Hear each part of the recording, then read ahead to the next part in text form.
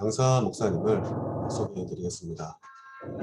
세계복음화 상임위원회 총대되신 윤광수 목사님의 가장 가까이에서 가장 오랫동안 모셨고 현재 대학 선교국장으로 계신 김창엽 목사님,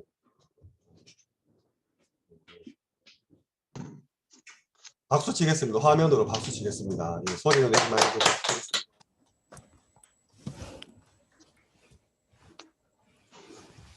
창엽 목사님 온라인으로 모시도록 하겠습니다. 강의 시작해요. 네, 목사님. 기도하겠습니다. 살아계신 하나님 감사합니다. 우리에게 복음 알게 하신 것 감사합니다. 복음과의 만남, 전도자와의 만남, 교회와의 만남, 동역자와 특별히 우리 렘넌트들과의 만남 허락하신 것 감사합니다.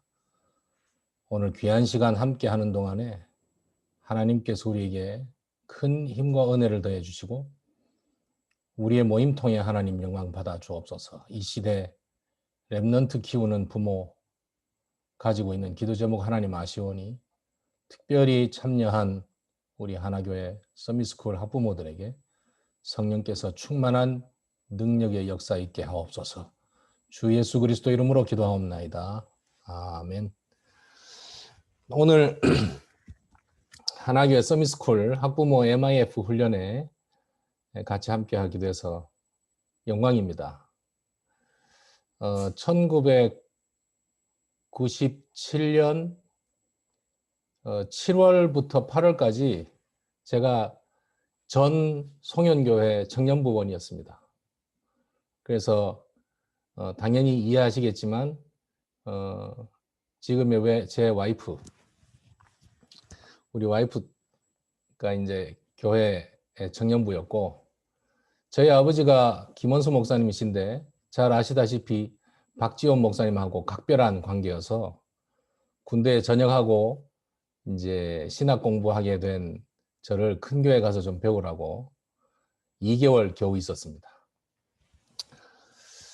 어쨌든 지금 하나교회에서 렘넌트들 또 서밋스쿨에 보내고 또 부모들로 같이 함께 만나게 돼서 기쁘고 반갑습니다. 아는 분들이 참 많네요, 얼굴을. 우선 먼저 하나님 말씀을 보겠습니다. 로마서 8장입니다. 보통 로마서 8장 31절부터 39절까지 읽는데 29절부터 보도록 하겠습니다. 이유가 있겠죠? 제가 봉독에 올리겠습니다. 하나님이 미리 아신 자들을 또한 그 아들의 형상을 본받게 하기 위하여 미리 정하셨으니 이는 그로 많은 형제 중에서 맏아들이 되게 하려 하심이니라. 또 미리 정하신 그들을 또한 부르시고 부르신 그들을 또한 의롭다 하시고 의롭다 하신 그들을 또한 영화롭게 하셨느니라. 그런즉 이 일에 대하여 우리가 무슨 말하리요? 만일 하나님이 우리를 위하시면 누가 우리를 대적하리요? 자기 아들을 아끼지 아니하시고 우리 모든 사람을 위하여 내주시니가 어찌 그 아들과 함께 모든 것을 우리에게 주시지 아니하겠느냐? 누가 능히 하나님께서 택하신 자들을 고발하리요? 의롭다 하신 이는 하나님이시니 누가 정죄하리요? 죽으실 뿐 아니라 다시 살아나신 이는 그리스도 예수시니 그는 하나님 우편에 계신 자요 우리를 위하여 간구하시는 자시니라. 누가 우리를 그리스도의 사랑에서 끊으리요? 환난이나 공고나 박해나 기근이나 적신이나 위험이나 칼일이야. 기록된 바 우리가 종일 주를 위하여 죽임을 당하게 되며 도살할 양같이 여김을 받았나이다 함과 같으니라. 그러나 이 모든 일에 우리를 사랑하시는 이로 말미암아 우리가 넉넉히 이기느니라. 내가 확신하노니 사망이나 생명이나 천사들이나 권세자들이나 현재일이나 장래일이나 능력이나 높음이나 깊음이나 다른 어떤 피조물이라도 우리를 우리 주 그리스도 예수 안에 있는 하나님의 사랑에서 끊을 수 없으리라. 아멘. 이 본문 늘 힘이 되는 본문이긴 하지만은 잊지 않으시기를 부탁드립니다.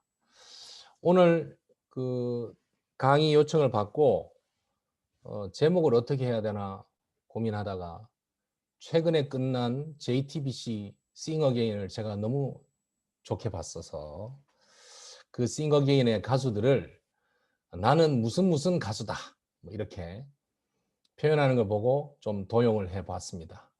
그래서 제목을 나는 랩넌트 부모다.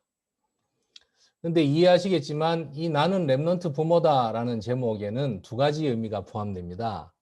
나는 랩넌트로서 부모다. 또 다른 하나는 나는 랩넌트를 키우는 부모다. 두 가지 의미가 같이 포함되어 있습니다. 어떻게 보면 나는 랩넌트 부모다 라는 이 한마디가 오늘 제가 저와 함께 나누게 될 전체적인 결론이 되지 않을까 예상해 봅니다. 서론으로 우리 현장 얘기를 좀 나눠보겠습니다. 참고로 지금 PPT로 보시는 내용은 채팅방에 제가 파일을 올렸습니다. 나중에 가져 보시면 될 것 같고요. 이런 얘기 많이 들었을 겁니다. 부모의 불신앙과 영적 문제는 대물림된다. 그 다음에 부모의 신앙은 그대로 자녀에게 전달된다. 그러면 또 한편으로는 언약 속의 자녀는 반드시 승리한다. 이 세 이야기는 항상 들었을 겁니다. 근데 무슨 뜻이냐 그대로입니다. 이게 전부 다 그 복음 가진 하나님의 자녀로서 또 신자들을 두고 말하는 것만은 아닙니다. 부모가 비난하거나 이간질하거나 이기적이거나 또는 다른 주위 사람하고 상관없이 내 하고 싶은 대로 하거나 집착증이 있거나 또는 중독 성향이 있거나 영적으로 시달리거나 정신적으로 힘들거나 모든 것들이 자녀에게 전달되죠. 게다가 영적인 흐름도 자녀에게 전달됩니다. 불신자가 특히 그렇죠. 신자는 전달 안 되느냐?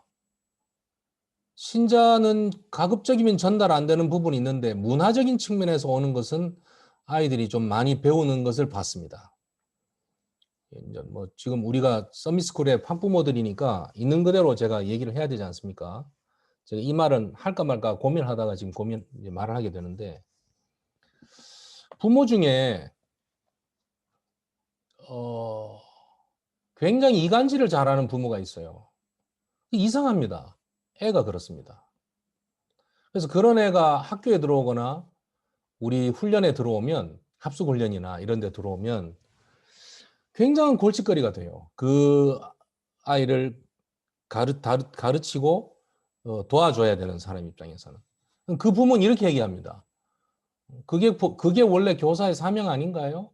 그게 팀장의 사명 아닌가요? 그게 훈련 시키는 사람의 사명 아닌가요? 그거 못하면서 왜 이런 거 해요? 이렇게 또 얘기합니다. 그런 케이스, 그러면 또 이렇게 얘기합니다. 왜 다락방은 굳이 이런 것들이 많나요? 또 이래요, 또. 그러니까 기준 하나가 옆으로 빗나간 부분이 자꾸 다른 쪽으로 핑계를 대는 거죠. 또 이런 경우 있습니다. 부모가 이혼을 했어요. 이상하게 자녀들도 이혼하려고 하는 그런 기미가 많이 보여요. 근데 부모가 이혼한 거는 다락방 안에서 신앙생활 하면서도 이혼한 것 부분도 있겠지만은 제가 그동안에 많이 상담하고 했던 친구들은 신앙 가기 전에 이혼한 부분인데 이상하게 랩넌트로 자라가지고 시집을 가고 결혼을 했는데도 또는 장가를 가고 했는데도 꼭 굳이 그 나이대라기보다는 그런 이상한 부류가 있어서 힘들게 영적 싸움을 싸우는 모습을 봤습니다. 근데 두 번째 얘기가 맞죠. 부모의 신앙은 그대로 자녀에게 전달돼요. 어떻게 보면 부모의 신앙 색깔이 자녀에게 전달된다는 겁니다. 이거를 별개로 생각할 게 아닙니다. 오늘 전반적인 얘기를 통해 보시면. 근데 결론으로 딱 내려지는 부분이 이 부분이에요. 언약 속의 자녀는 반드시 승리합니다. 언약 속에서 랩넌트를 키우려고 애를 썼고 나는 잘 못하지만 그래도 우리 애는 언약 안에 있었으면 좋겠다라고 기도하고 생각하고 고민했던 자녀의 아이는 반드시 그 응답을 받아내더라고요. 이거는 그래서 1번은 불신자에게 주로 많이 얘기되는 것이지만은 신자에게도 포함되는 얘기로 본다면 2번은 성경에서 얘기하고 있는 그대로시고 3번은 그야말로 우리가 언약으로 붙잡을 내용입니다. 그래서 결국은 언약을 붙잡았습니까? 염려하지 마세요. 불신앙 사단이 주는 겁니다. 100%. 그래서 내가 언약 안에 있다. 우리 애는 괜찮다. 확신 딱 하시고 선포하시면 돼요. 이 얘기를 꼭 해주고 싶었어요. 부모가 자녀를 통해서 부모를 통해서 자녀가 뭘 배워나가느냐. 여러 가지를 배워나갑니다. 모든 걸 배워나갑니다. 근데 언약적 차원에서 딱 보면 세 가지가 정리가 돼요. 복음을 누리는 실제를 자녀들은 부모를 통해서 배웁니다. 그러니까 우리 엄마 아빠가 같이 예배 드릴 때 말씀을 적는다, 정리한다, 때로는 혼자 기도한다, 때로는 찬양을 한다, 때로는 혼자 먼 산을 바라보는 듯 한데 참 감사하다 하면서 일반적인 보람, 내 이번 주 주일날 아빠는 이러이러한 은혜를 좀 받았는데 참 은혜가 된다. 한마디 하고 지나간다. 이런 모든 것들이 제발 앉혀놓고 30분 이상 보람하지 마시고 설교를 다시 하지 말아 주시길 바라고, 저도 그런 건 내가 목사지만 우리 애들한테 안 해요. 너무 안 해서 문제이지만 그냥 툭툭 던지는 그 말들이 아이들에게는 그대로 들어갑니다. 그대로. 특히 어떤 부분에? 지성적인 부분에. 왜냐면 우리 다락방은 메시지를 받고 메시지 정리한 부분이 좀 많이 정리가 되어 있기 때문에 특히 유 목사님 메시지와 우리 신봉준 목사님 메시지 들어보면 항상 서론본론 결론이에요. 우리 메시지를 받을 때 논쟁하는 것도 아니고 논설문 쓰는 것도 아닌데 항상 서론본론 결론 나와요. 전반적인 현장 얘기, 본격적인 메시지, 그리고 정리와 적용 탁탁탁 하기 때문에 이 안에서 배운 우리 랩런트들은 그냥 지가 싫어도 지가 딴 데 가서 무슨 얘기를 한다 그러면 지도 서론본론 결론 얘기해요. 어쩔 수가 없어요. 그 모든 부분들을 지성적인 부분으로. 그리고 엄마 아빠가 그것을 가지고서 울면서 은혜를 받으면 은혜 받은 부분을 울면서 하거나, 또는 너무 속상한 일이 있는데 메시지는 다르다. 그래서 또 울면서 통곡하거나 또 뭐 짜증내거나 그렇다 하면서도 또 말씀 들으면서 다시 한번 해봐야 되겠다. 뭐 이런 여러 가지 모습들이 아이들의 감성에 영향을 줍니다. 두 번째, 이 말이 조금 어려울 수 있는데 하나님의 언약의 역사성을 우리 아이들은 부모를 통해 배워요.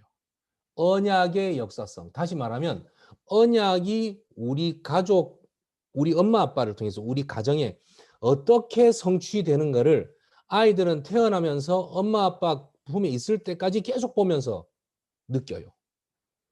처음에는 잘 모릅니다. 나중 되면 알게 됩니다. 아, 이게 언약의 성취구나. 그리고 구체적으로 알게 돼요. 부모조차도 아, 이게 응답을 받았구나라고 잘 모르는 경우가 있는데 애들은 세월 지나고 나면은 정리돼요. 솔직히 말하면 우리도 부모로서의 삶을 평생 처음 해보는 거지 않습니까? 이전에 해보고 또 하는 게 아닙니다. 첫째, 둘째, 셋째. 첫째 놓고 터울을 많이 둬서 둘째를 놔봐요. 더 잘할 수 있을 것 같죠? 근데 상황이 그렇지 않다니까요. 애가 달라요. 애가 다르고 내 상황이 다릅니다. 그러다 보니까 늘 새로워요. 그래서 어떤 경우는 아이랑 나랑 같이 하나님께서 우리에게 어떤 언약으로 성취해 나가셨는지를 같이 정리하게 되는 게 되어지는 것이죠. 이 두 가지는 정말 아이들이 부모를 통해서 배우게 되는 겁니다. 언제 아이들이 부모를 통해 상처를 받냐? 부모의 무책임함을 볼 때입니다. 이 무책임함이란 거는 참 여러 가지로 해석할 수 있는데요. 엄마가 오해해서 아이를 혼냈어요. 근데 엄마가 오해했다는 것을 알게 됩니다. 그럼 미안하다고 하면 되잖아요. 미안하다고 안 하는 거예요. 그럴 수도 있지라고 우겨요. 그런 모습이 쌓이면 아이는 상처를 받습니다. 아빠가 바깥에 스트레스를 받았어요. 집에 와서 엄마하고 아이들한테 막 짜증을 내요. 시간 지나고 보면 내가 그러면 안 된다는 걸 알지 않습니까? 그러면 미안하다고 말하면 되잖아요, 아빠가. 야, 내가 아빠야. 내가 그럴 수도 있는 거 아니야? 니들 다 내가 번 돈으로 먹어 살리는 거야. 그 정도 너희들은 내 애야. 그렇게 말하고 우깁니다. 그래놓고 주일날 가서 예배드립니다. 그 애들이 받는 상처는 어떨까요? 지금은 얘기 안 합니다. 세월 지나면 지날수록 얘기합니다. 물론 아빠도 성장합니다. 절대 그러면 안 된다는 건 아닙니다. 알고 있습니다. 알고 있으면 됩니다. 복음 앞에서 회개하면 됩니다. 하나님 죄송합니다. 제 성질 못 고치는데 하나님 고쳐주시든지 아이들이 상처가 안 되도록 해주든지 역사는 흑암을 무너뜨려 주든지 제발 흑암을 핑계를 대지 말고 감사하고 죄송하다고 기도하면 돼요. 그 뒤에 용서하고 하는 부분은 책임지는 모습이에요. 그게 언약과 신앙 앞에서 부모로서 미안하다, 잘못 이해했다, 용서해줘. 이 말은 부모가 아이들에게 할 수 있는 아이를 가장 존대하게 해주는 표현이에요. 애가 그 말 듣고 이제 봐봐 아빠 다시는 내한테 그러면 안 돼. 내가 혼낼 거야. 이렇게 할 것 같아요? 못해요. 애들은 그 말을 듣는 것으로 엄마 아빠가 자기를 얼마나 귀하게 생각하고 얼마나 사랑하는지를 흠뻑 느낀다고요. 부모의 무책임한 모습들 여러 가지가 있는데 그거 지금 여기서 얘기하려면 한두 끝도 없고 제가 오늘 받은 주제가 조금 거리가 있어서 뭐 언제 한번 다시 불러주든가 뭐 얘기하면 또 그때 말하면 되겠습니다만 여하튼 부모가 영적인 무책임함을 가지고 있을 때 아이들은 상처로 남습니다. 그런 짓은 우리는 안 해야 되겠죠. 본론 들어가 볼까요? 렘넌트 부모의 역사적 발판과 언약, 제가 오늘 함께 나누고 싶은 내용이 그겁니다. 나는 렘넌트 부모다. 이미 렘넌트 부모라는 단어 안에 세 가지 배경이 들어있어요. 렘넌트 미니스트리라는 영어를 구글에 가서 검색을 해보면 미국 캘리포니아 주에 있는 어느 단체가 나옵니다. 그건 우리 단체가 아닙니다. 렘넌트 미니스트리라는 어느 단체가 있습니다. 그런데 렘넌트 운동이라는 것을 전 세계적인 조직으로 20년 동안 해온 단체는 우리 다락방밖에 없어요. 그러면 다락방이 어떤 배경에서 시작하게 됐죠? 한국교회의 배경에서 다락방 전도운동은 시작이 된 겁니다. 그러면 한국교회는 어떤 역사적 배경에서 지금 한국교회의 분위기와 정서가 시작됐죠? 대한민국이라는 나라부터 되는 겁니다. 그래서 그 역사적인 내용이 다 함축되어 있는 단어가 렘넌트 부모라는 단어예요. 그래서 역사적인 부분을 좀 살펴야 되겠다. 잘 아시다시피 저는 영남대학교 국사학과 학부밖에 안 나왔습니다. 근데 공부하는 동안에 좀 많이 듣고 보고 배운 바가 있어서 좀 하고자 하는 얘기는 많은데 짧게 한번 넘어가 볼게요. 우리는 대한민국이라고 하는 정치, 경제, 사회, 문화적 발판 위에 서 있습니다. 대한민국이라는 나라는 조선 그리고 대한제국과는 완전히 다른 나라예요. 어떻게 다르냐? 우리가 요즘도 어른들끼리 욕할 때 싸울 때 이렇게 하잖아요. 야, 이 양반아! 아이, 저런 쌍놈 같은 새끼. 그렇게 하죠? 양반과 쌍놈의 신분제가 벌써 100년 전부터 정리가 됐어요. 근데 아직도 우리에게는 양반과 쌍놈이라고 하는 이 표현이 우리의 삶과 그 생활 속에 묻어 있다고요. 분명히 대통령은 왕이 아닙니다. 근데 아직도 어른들은 대통령을 왕과 같은 이미지로 받아들이는 어른들이 아직도 계세요. 다시 말해서 한 국가와 한 나라는 그 체제와 사회적인 분위기를 일순간에 수학 그 문제 답 내듯이 답 딱 내면 딱 떨어지고 이게 안 됩니다. 그런데 놀랍게도 조선 대한제국이었다가 일제 식민지, 일제 침략기 36년을 거치고 미군정 3년 하고 1948년 7월 20일 날 상해 임시정부 초대 대통령으로 초대됐던 이승만 대통령이 대한민국 초대 국회에서 간선제로 선출한 대통령이 된 그 이후로부터 딱 40년 이후에 왕정제,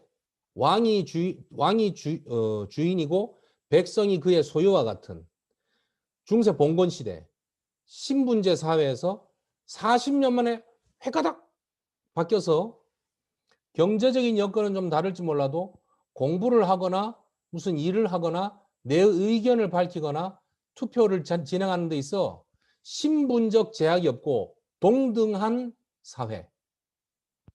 내가 하고 싶은 얘기를 하고 싶은 일을 내가 할 수 있으면 해도 되는 자유민주주의 사회가 된 거예요. 그것도 기독교적 세계관을 바탕으로 한 국가를 바라보는 지도자들이 그 당시 국회에 많이 있었습니다. 1950년도에 우리 대한민국의 그 복음화율 1%도 안 됐습니다. 당시 전체 인구가 2천만 명이었어요. 2천만 명이 1%면 2만도 안 돼요. 그런데 이때 국회의원으로 선출된 사람의 50%가 기독교인이었어요. 그 역량이 그냥 야 기독교인 대단하다. 뭐 이런 내용하고는 좀 다르지 않나요? 그리고 나서 70년 만에 6.25 전쟁 또 터지잖아요. 6.25 전쟁이 터졌는데 그 6.25는 이런 말하면 좀 웃긴다는데 남한이 일으켰나요? 북한이 일으켰나요? 죄송합니다. 이런 말해서. 요즘 역사 교과서 보면 전 개인적으로 좀 속에 불이 나가지고 6.25 북측에서의 남침으로 시작된 6.25 전쟁으로 1950년 6월 25일 날 시작된 전쟁은 53년까지 가죠. 지금도 종전, 전쟁이 끝나는 게 아니고 휴전 기간 아닙니까? 이 휴전 기간 70년 동안에 세계 최빈국이었던 한국은 경제 10위 대국에 들어갑니다. 이런 70년의 역사가 있는 나라가 대한민국 말고 전 세계 237개 나라 중에 또 한 나라가 있는 줄 아십니까? 없습니다. 당시 유엔군으로 파견되어 왔던 유엔군을 파견했던 국가 중에 에티오피아, 터키, 토고 있습니다. 그 사람들이 그 나라들이 왜 이 한국에 유엔군을 파견했을까요? 돈 때문에 돈도 있을 겁니다. 그러나 분명한 건 있습니다. 우리보다 그 나라들이 잘 살았어요. 잘 살았기 때문에 보낸 겁니다. 지금은 어떻습니까? 토고 기억나시죠? 언제지? 월드컵 때 우리나라하고 붙었던 아프리카에 있는 조그마한 나라. 당시에 프랑스 영이기 때문에 프랑스에서 오는 것보다는 토고에서 보냈어요. 지금은 그들이 우리나라로 유학생을 보내고 근로자를 보내옵니다. 왜 이런 일이 벌어질까요? 그 사이 우리는 산업화, 민주화 다 거쳤습니다. 지금 이 최첨단 기술, 과학 부분도 우리나라가 굉장히 많이 따라가 있죠. 전 세계를 리드합니다. 핸드폰 1위가 사실은 애플이 아니잖아요. 삼성이잖아요. 어떻게 이런 일이 있을 수 있죠? 현재 유행하고 있는 K-팝, 푸드, 메디컬, 컬처 전부 다 이유가 있습니다.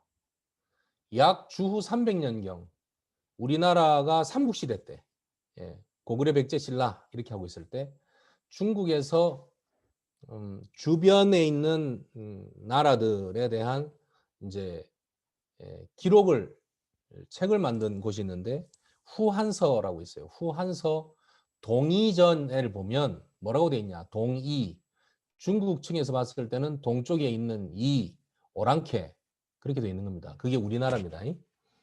동이전을 보면 이렇게 돼 있어요. 흰 옷을 입고 춤과 노래에 능하며 예의가 있는 민족이다. 그리고 술을 마실 때 잔을 돌리며 마신다. 모여서 춤추고 노래하기를 좋아한다. 우리나라예요. 지금 우리 하는 모습하고 다른 게 아무것도 없습니다. 2000년 된 기록이에요. 왜 이럴까요? 우리나라는, 대한민국은. 생각해 봐야 됩니다.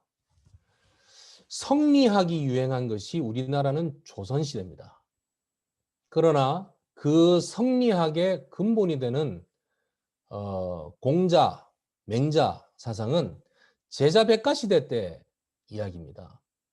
근데 성리학의 원류는 중국인데 그 성리학을 굉장한 철학, 사회 정치적인 정치 제도화, 그 다음에 사회 사상화를 체계적으로 시킨 사람이 퇴계 이황과 율곡 이이입니다. 그래서 우리나라 지폐에 두 분 다 얼굴이 들어가 있잖아요. 왜 그렇죠? 지금도 성리학 그러면 우리나라는 학문으로 끝난 게 아니라 종교로 만들었어요. 유학, 유교. 곳곳마다 향교가 다 있잖아요. 대구도 향교 있지 않습니까? 어떻게 이럴 수 있죠? 이게 이상하게 우리 대한민국, 우리 민족이 가지고 있는 특징이라니까요. 뭐든지 만들면 극단적으로 끝까지 파헤치는, 희한해요, 우리나라 민족.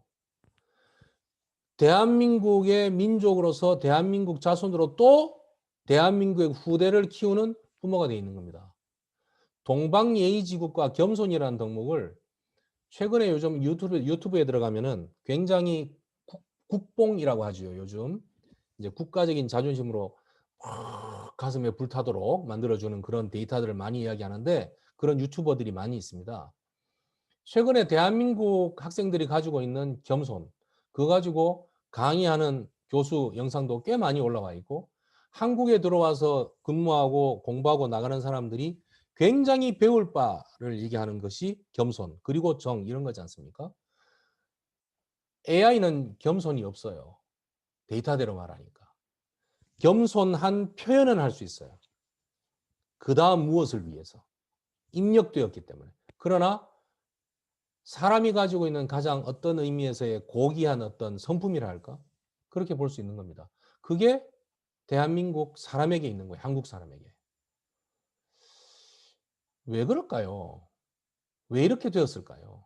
대한민국이 탄생된 역사는 21세기 세계복음화라고 하는 큰 하나님의 계획 안에 대한민국이 쓰임받도록 택함되지 않았다면 이루어질 수 없는 역사입니다. 아시겠습니까?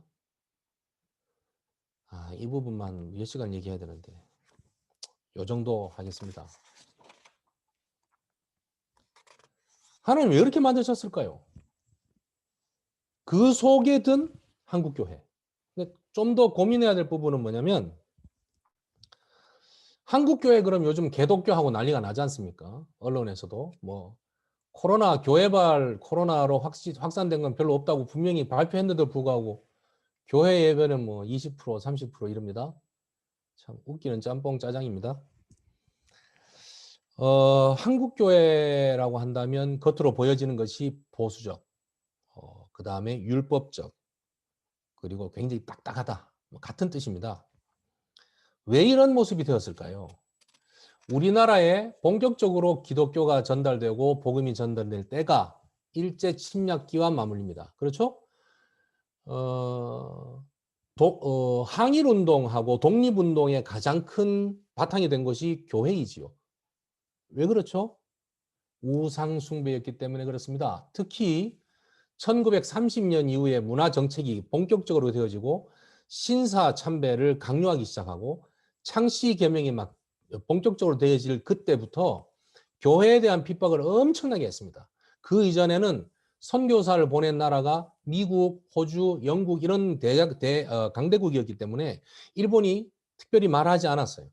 근데 30년쯤 가니까 이제는 러일 전쟁, 청일 전쟁 이런 부분도 하다 보니 일본만 얘기하면 좀 커지긴 한데 좌우간 그때 그 당시에 굉장히 이 포부가 커지기 시작합니다. 제국주의에 대한 생각이. 그래서 그다음부터는 우리 민족에 대한 말살 정책을 굉장히 본격적으로 저질렀죠. 그거를 신앙적으로, 사상적으로 철저하게 발판되어줬던 것이 교회예요. 왜? 우상 숭배니까. 예. 그래서 기독교 신앙은 굉장히 딱딱해 보입니다. 절대 안 돼. 절대 안 됩니다. 두 번째, 그렇고 해방이 됐어요. 해방되자마자 3년 만에 6.25 전쟁이 터졌어요. 전쟁 터지고 나서 북한에서 북한 공산당들이 쳐들어 내려와가지고 우리 남한 압록강 부분만 제외하고 싹 다 빠졌을 때 첫 번째로 죽인 사람들이 친일파가 아닙니다. 공산주의를 반대한 예수쟁이들입니다. 그래서 굉장히 많은 사람들이 예배드리고 예수 믿고 나는 공산주의 안 한다 했다는 그 이유만으로 다 죽었어요. 거기서 버텨 살아남은 겁니다. 한국교회가. 그래서 왜 공산주의의 태동은 교회고 성경인데라고 어느 무식한 사람들이 자꾸 얘기하는데 그 진짜 무식한 얘기거든요. 사도행전 2장에 나와 있는 그 마가다락방에서 있었던 모든 것을 같이 공유하고 먹고 이렇게 모았다고 하는 그것을 공산주의라고 만들었다고 해서 성경의 공산주의 원리는 성경이라고 말하는데 그거는 정말 무식한 얘기죠. 복음을 알면 알수록 무식하죠. 어쨌든 그 과정에서 공산주의에 엄청난 핍박을 받았는데 목숨을 담보로 한 생명을 유지할 수 있었던 그것이 바로 교회 신앙이었어요. 잘 아시지 않습니까? CCC 총재였던 김중곤 목사님이 돌아가시기 몇 달 전에 유 목사님 만난 자리에서 여러 이야기를 했는데 절반 이상의 얘기를 공산주의는 절대 안 된다라는 기타 등등 얘기를 하시면서 한 얘기가 고향에 김중곤 목사님 고향이 순천 전남 순천인가 그렇습니다. 제가 알고 있기로는. 근데 거기서 목사님을 비롯해서 목사님의 부모님 그리고 목사님의 가족들이 죽창 그다음에 완장 차고 온 사람들의 죽창 그다음에 몽둥이에 맞아서 즉사했어요. 김종건 목사님도 진짜 죽었다가 기적까지 살았답니다. 그래서 나와서 생을 유지하게 됐는데 김종건 목사님이 허리 그다음에 골반이 삐뚤어지고 계속 평생을 쩔뚝거리셨는데 그 이유가 있는 거죠. 그런 과정을 겪고 대한민국의 유명한 목회자들 중에 또 한경직 목사 이런 분들 유명하지 않습니까? 한 목사님은 고향이 평양입니다. 6.25 때 1사 후퇴해서 내려왔어요. 그러면 그분들이 가지고 있는 반공 사상, 반공산주의 이거는 목숨을 담보로 했기 때문에 다른 게 침투가 안 됩니다. 그런 것들이 교회에 고스란히 묻어 있는 거예요. 이런 여러 가지 부분 그리고 대한민국이 민주화의 과정을 거쳐서 민주주의로 확산되어 나가는 과정에도 상당히 많은 부분은 교회에 영향이 있었습니다. 기독교들이 가지고 있는 이런 습성들은 대한민국이 가지고 이제 쭉 이끌어온 그 현장하고 굉장히 밀접한 연관이 있죠. 그리고 교회에서는 어린이 교육을 굉장히 강조했죠. 특히 음악, 미술, 스포츠, 문화적인 활동들이 전부 다 초창기 선교사님들이 가지고 온 것을 그대로 아이들에게 가르쳤죠. 우리도 지금 선교를 가면 가장 먼저 어린이부터 렘넌트 사역부터 하는 게 보편적이지 않습니까? 우리가 옛날도 마찬가지였단 말이에요. 아이들은 습득이 빠르니까. 그리고 교회 안에서 여성 신장 운동, 그다음에 계몽 운동, 문맹 퇴치 운동 이런 것들을 교회 안에서 해서 그런 것들을 사립 학교가 되어지고 그런 것들이 학교 교육재단으로 만들어져서 지금까지 미션스쿨이라는 이름으로 쭉 이어지지 않습니까? 다시 말하면 한국교회는 대한민국의 교육과 정서적인 여러 부분에 굉장히 큰 영향을 주었다. 그래서 자연스럽게 교회 다닌다 그러면 교회 중심의 삶, 반드시 주일날 예배를 드려야 되고 신앙생활 중심으로 모든 삶을 해야 되고 그러니까 술, 담배 하면 안 되고 그다음에 함부로 뭐 돌아다니면 안 되고 늦게 일찍 집에 들어가야 되고 뭐 이런 불신자들도 다 아는 그런 모습들이 만들어질 수밖에 없었던 역사적 이유가 있다. 여기서 한 가지 또 한번 생각해 봐야 될 게 부분이 있는데 아까 그 대한민국 건국 초기 태동기 얘기를 드렸잖아요.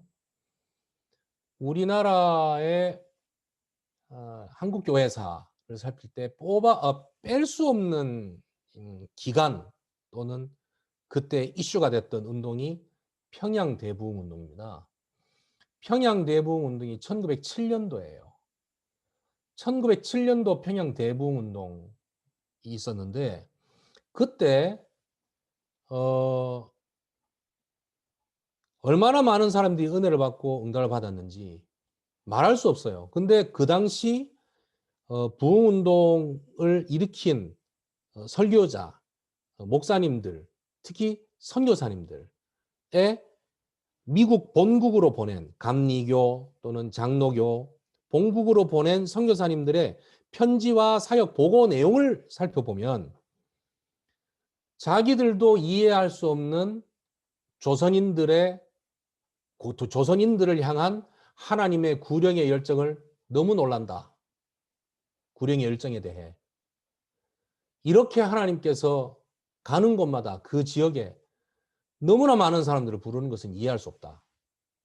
그 다음에 특히 1905년도인가요?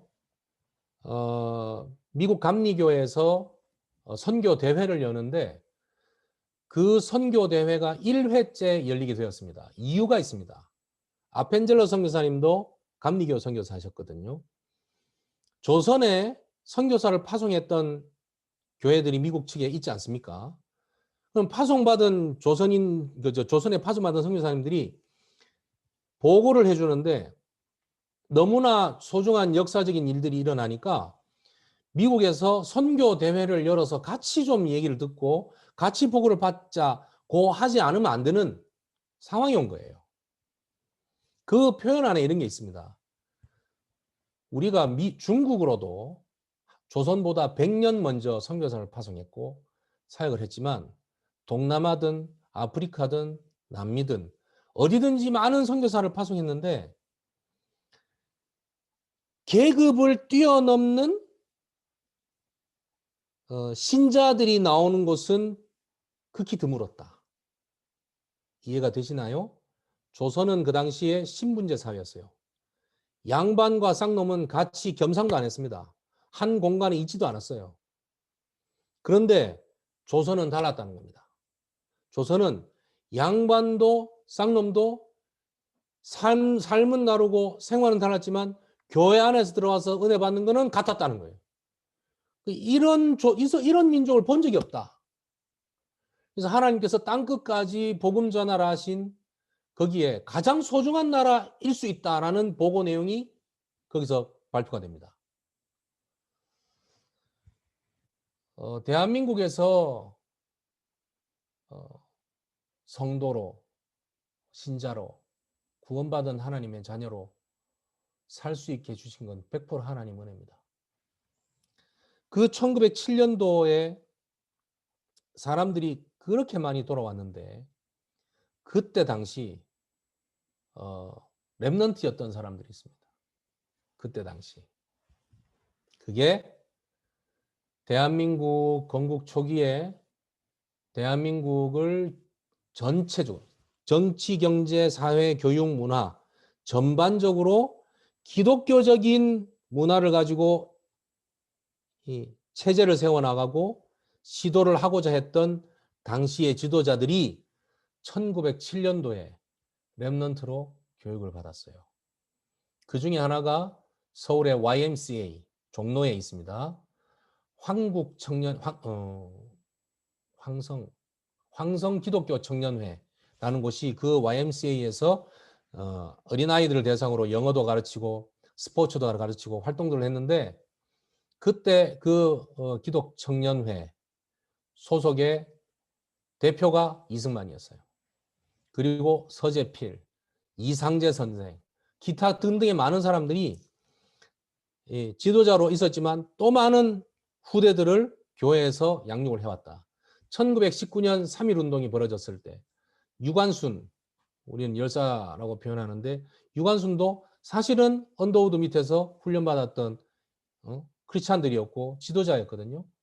그 천안 병천이죠. 아우네 그쪽에서 이화여대까지 이화학단까지 올라올 정도였으면 얼마나 똑똑했겠습니까? 그때 전국으로 확산해서 태극기를 돌리고 움직였던 사람들이 전부 크리스찬들이었고 교회를 배경으로 했단 말이에요.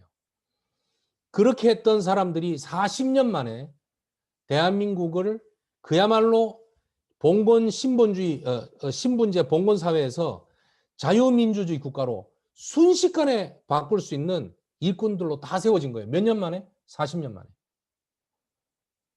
내가 지금 양육하고 가르치고 있는 우리 아이는 30년만 있으면 대한민국을 주름잡는, 전 세계를 주름잡는 리더가 됩니다. 내가 어떤 생각 가지고 있고 내가 내 나라, 우리 조국 대한민국을 어떤 눈으로 바라보고 또 이 한국교회를 어떤 중심으로 바라보고 그 다음 나올 우리 다락방을 어떤 중심으로 생각하게 되는가, 그것이 30년 뒤에 세계를 어떻게 바꿀지 알 수 없어요. 그래서 지금 우리는 그 소중한 응답 속에 있다는 것을 확인하는 겁니다. 한국교회가 이렇게 발판 놓았는데 1980년대 후반쯤 오면 어떤 이상한 증상들이 발생하냐면 불건전 신비주의가 판을 치게 됩니다. 예수 믿으면 병 낫는다. 그리고 나한테 기도받으면 이빨이 금리빨 된다. 뭐 이런 거 있지 않습니까? 그리고 나한테 데려오면 귀신은 따라간다. 뭐 이런 기타 등등. 안진뱅이도 일어났다. 다 맞는 얘기고 이적으로 일어날 수 있는 얘기인데 불건전 신비주의가 판을 치고 복음의 본질보다는 복음적인 삶이 강조되는 때가 옵니다. 제자 훈련이 들어오면서 여러 가지. 그때 아니다. 오직 복음이 중요하다. 복음이 중요하지 다른 건 중요하지 않다. 삶 강조하지 마라. 복음 강조해라. 그리고 기도 속에서 힘을 얻고 그러면 전도는 되어진다. 전도는 쉬운 것이다. 내 교회로 데리고 와서 부흥시키려고 동기를 가지니까 안 되지. 하나님이 복음이 제대로 전달될 수 있도록 기도하고 나가봐라. 하나님 복음 받을 사람은 붙이게 돼 있다. 전도는 내가 하는 것이 아니고 하나님이 하시는 것이다. 우리의 삶은 세계복음화를 위해서 나아가는 방향이 정해져 있다. 그 방향을 상관없는 나의 삶은 잘못된 거다. 오직 복음 안에 다 해결된다. 강조한 단체가 나와요. 그게 다락방이에요. 그 다락방이 우리의 영적 근본적인 발판인 겁니다. 어느 정도 대단했냐? 1996년도 대형 교단에서 전부 이단으로 정죄를 하고 난리가 났는데 그토록 오랫동안 연락했던 일가, 친척, 친구 전부 다 단절 다 됐는데 먹고 살 수가 없어지게 됐고 교회 성도가 절반이 아니고 10분의 1을 줄고 각 성도들도 중직자들은 주위에 교회 중심으로 해서 사업을 다 해왔는데 그 사람 연결 다 끊어지고 그랬는데요. 30년 왔어요. 20년 왔어요. 30년. 0, 11. 이제 24년, 23년, 25년 가까이 돼가네. 더 늘어났고요. 더 깊어졌습니다. 그리고 더 세계복음을 위해서 어떻게 해야 될 것인가 더 명확한 메시지들을 우리는 잡고 오게 됐어요. 여러분 힘듭니다. 아이들 키우는 일이 보통은 아닙니다. 좀 더 잘 컸으면 좋겠고 애들이 좀 더 잘 메시지도 또 공부도 좀 잘 따라왔으면 좋겠는데 안 됩니다. 솔직히 얘기합시다. 나 때문에 안 되는 건 아니지 않습니까? 또 애가 잘못돼서 안 되는 건 아니지 않습니까? 때가 있습니다. 우리도 그래 왔지 않습니까? 여기서 중간에 탁 걸리는 게 있어요. 힘이 빠지는 거죠. 왜 기도해도 안 됩니까? 그런 생각이 드는 거죠. 그게 아니라는 얘기를 제가 말씀을 드리는 겁니다. 놀랍습니다. 이제는 렘넌트 운동을 할 만큼 하나님은 우리를 축복하셨고 그 언약의 여정 속에 우리는 또 내 자녀를 렘넌트로 받았고 렘넌트로 키우는 그 일에 서 있는 거죠. 여러분은 보통 사람들이 아닙니다. 그러다 보니 렘넌트 부모가 누려야 할 언약이 있습니다. 렘넌트 부모이기 때문에 자녀에게 전달해야 할 언약은 우리가 너무나 많은 메시지를 받았기 때문에 굳이 그 부분을 따로 말할 필요는 없는 것 같고요. 이 부분은 여러분들께 제가 선배로 또는 한편으로는 사역자로 또 현장에 또 대학 선교 국장이기도 하고 많은 렘넌트들을 만나보다 보니 참 마음에 남는 부분이 있어 같이 나누려고 정리해 본 겁니다. 여러분, 우리 자녀는 말입니다. 내 자녀 이전에 하나님의 자녀입니다. 하나님이 책임지신다는 얘기입니다. 그리고 성경은 너무나 많은 곳에서 이야기합니다. 자녀는 하나님의 기업이다. 하나님이 나에게 주신 기업이다. 기업을 해석을 할 때 회사 뭐 이런 것도 해석할 수 있어요. 경영권이 나에게 있지 소유권이 나에게 있지는 않습니다. 이해하시겠습니까? 하나님이 끝까지 책임지신다는 얘기입니다. 그렇기 때문에 자녀보다 더 집중해야 될 것이 있습니다. 아, 쟤 진짜 말 안 들어. 너 왜 말 안 듣니? 어? 너 그렇게 해서 어떻게 랩런트로 승리할 거야? 그 너무 마음을 많이 담아서 그래요.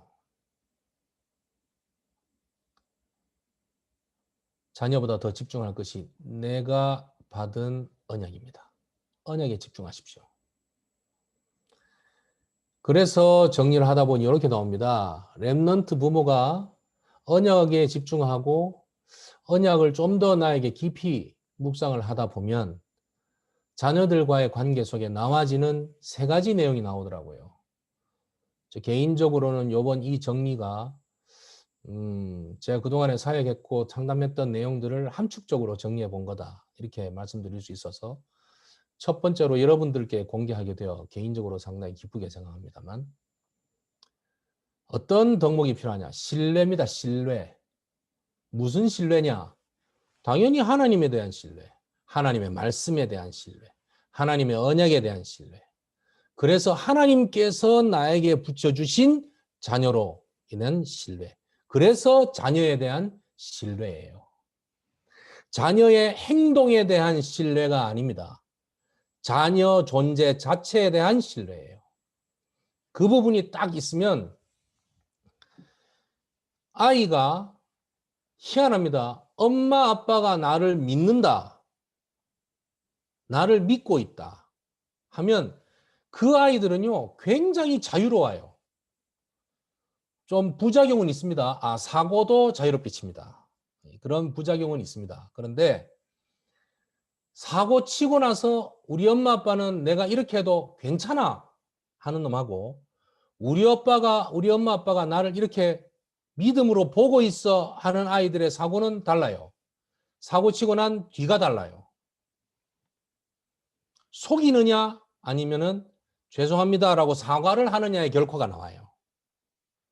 부모가 어떤 신뢰의 마음을 가지고 있느냐에 따라 다릅니다. 그러면 그 아이는 밝게 커요. 꾸중을 듣더라도 혼이 나더라도 밝게 큰다고요. 두 번째입니다. 기다림입니다. 뭘 기다리느냐? 하나님의 언약의 시간표를 기다리는 겁니다. 애가 순식간에 바뀌는 현상을 기다리는 게 아니라 하나님의 언약의 시간표를 기다리고 하나님께서 말씀으로 아이가 깨달아지는 그 시간표를 기다리는 거예요. 그리고 이 기다림은 웨이팅이 아닙니다. 웨이팅이 아니에요. 스테잉입니다. 스테잉. 머무는 거예요. 그냥 한염없이 기다리고 앉아있는 게 아니라 그 언약 위에 머무는 겁니다. 머물고 있으니 배려가 가능해요. 머무니 따뜻함이 나오는 거예요. 그냥 기다리고 있으면 애 올 시간 됐나 하고 기다리고 딴짓하는 거 하고 애가 지금 오는 동안에 뭘 하고 있을까 생각하면서 그곳을 기다리는 거하고는 아이가 내렸을 때 반응이 다르죠. 똑같습니다. 세 번째가 저 요즘 너무 재밌더라고요. 흔들리지 않는 편안함입니다. 예. 무슨 침대 선전인데 흔들리지 않는 편안함. 그럼 comfortable, 편안함이지만 우리가 붙잡는 건 평안함입니다. 평안함.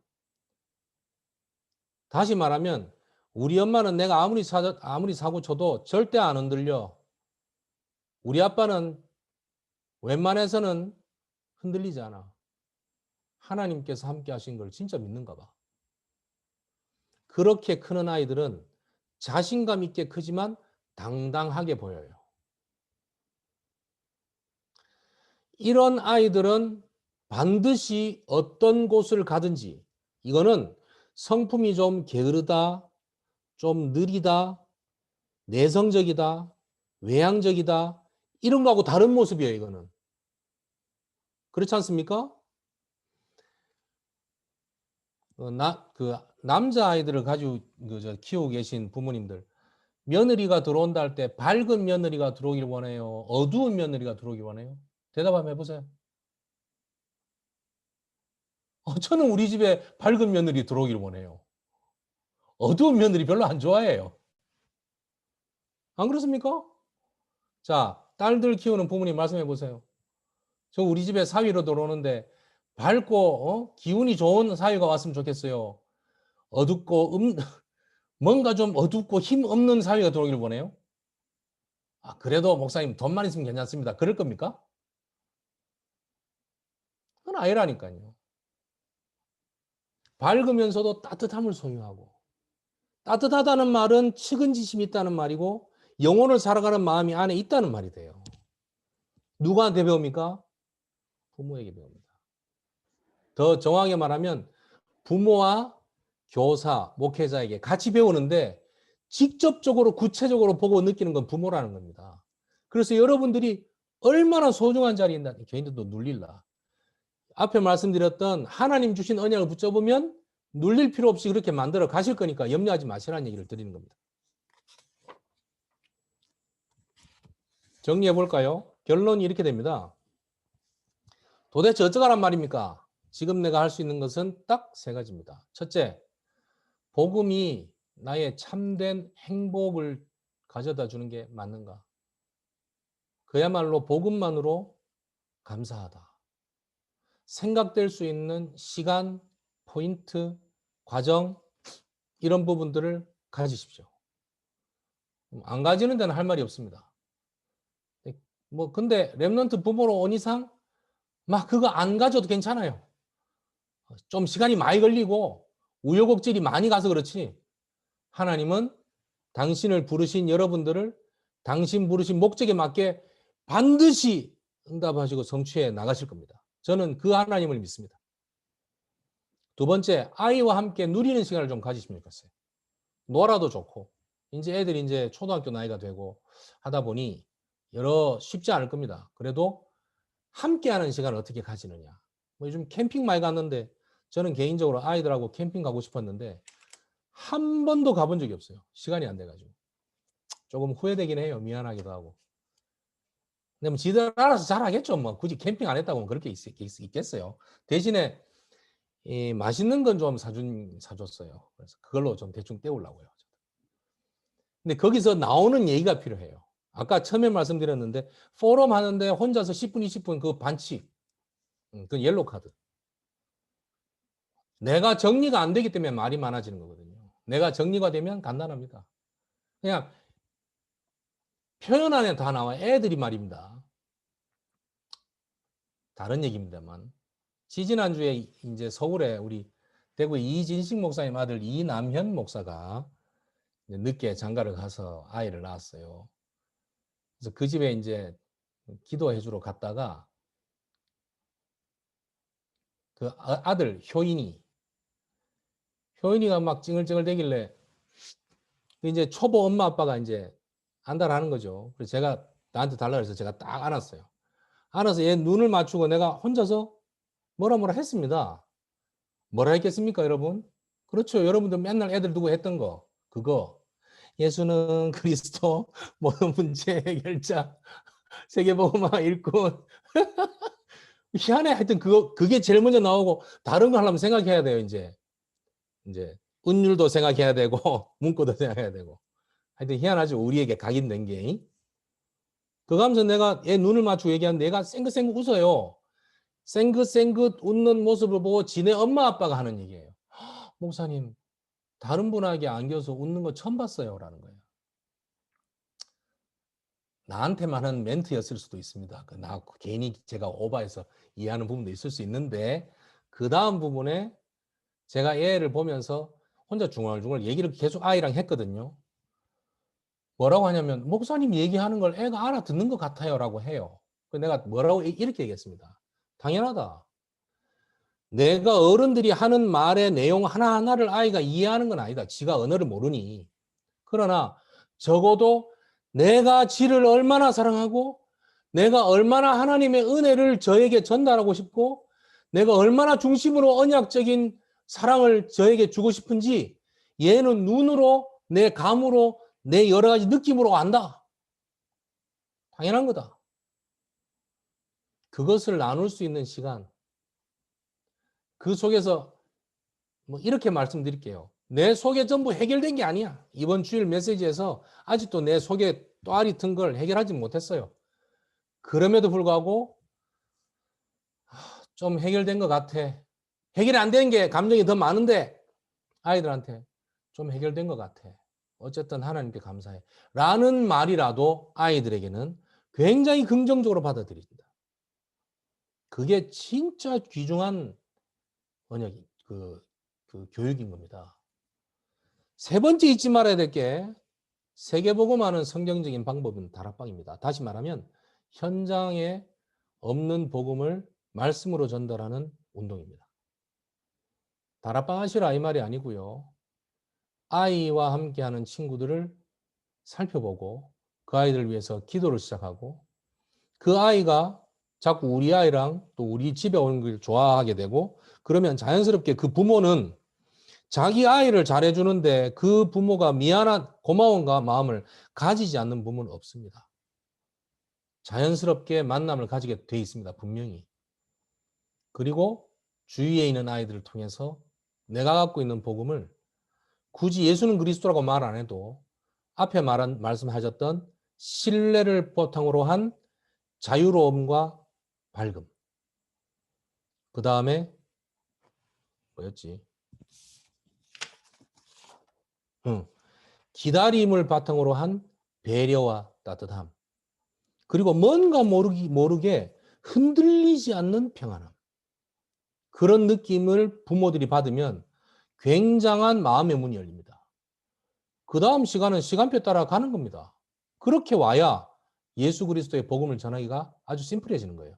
그러면 애들도 내가 복음 갖고 누리고 공부하는 것이 진짜 전도와 관계되는 거구나.